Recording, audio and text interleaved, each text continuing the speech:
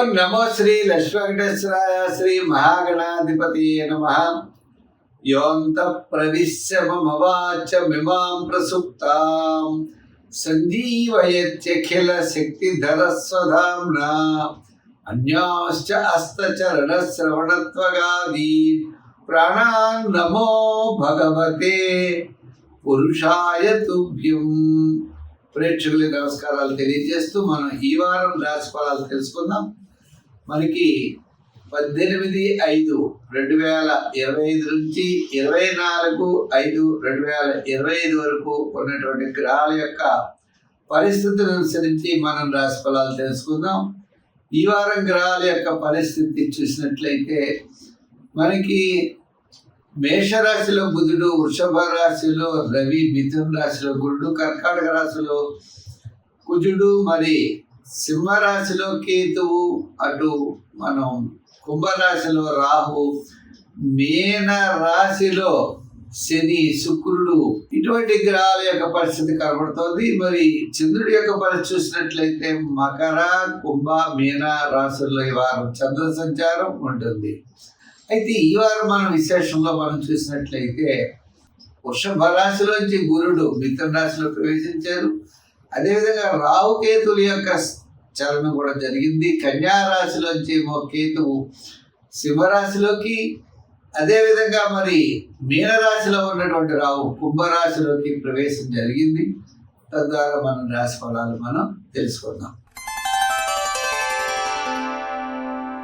వృశ్చిక రాశి. ఈ వృశ్చిక రాశి వారికి వార ప్రారంభం చాలా అత్యద్భుతంగా ఉన్నది. వార ప్రారంభంలో మరి అన్నింటా కూడా విజయం సాధించగలుగుతారు. శుభరూపమైనటువంటి కార్యక్రమాల్లో పాల్గొంటారు. ఆధ్యాత్మికమైన చింతన పెరుగుతుంది. మీకు శుభ ఫలితాలని పొందగలుగుతారు. వారి మధ్యలో కాస్త వివాదాలకు దూరంగా ఉండండి. వారాంతం వల్ల అన్నింటి విజయాన్ని సాధించగలుగుతారు.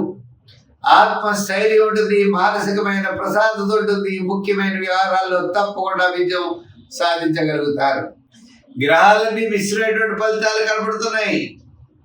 అష్టమంలో గురుడు, పంచమంలో అంటే చతుర్థంలో రాహువు, ఈ విధంగా మనకి ముఖ్యమైన గ్రహాలన్నీ కూడా పంచమంలో శని, చంద్రుడి యొక్క బలం కూడా తృతీయ, చతుర్థ, పంచమ స్థానాల్లో చంద్ర సంచారం.